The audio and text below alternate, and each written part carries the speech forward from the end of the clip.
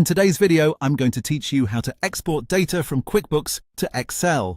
If you need to work with your QuickBooks information outside the platform, exporting it to Excel is a simple and useful option. This can help you analyze data more closely, share information with your team, create custom summaries, or keep a separate copy of important financial details.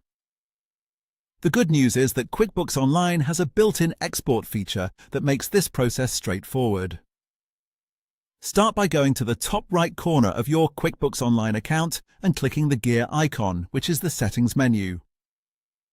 This is where you'll find many of the tools that control your account and data options. Once that menu opens, look for the option labeled Export Data and select it. After opening the export screen, the next thing you'll do is choose your preferred date range. This step is important because it determines the time frame for the data you want to download. For example, you might want data from the current month, a specific quarter, or a custom period depending on what you're reviewing. Taking a moment to confirm the correct dates can save you from having to repeat the export later. Once the date range is set, you'll see options for the types of data you can include. Turn on the switches for the specific information you want to export. This may include financial data such as reports or other company information found under lists. Only enable the sections you actually need, since that helps keep your Excel file cleaner and easier to work with once it downloads.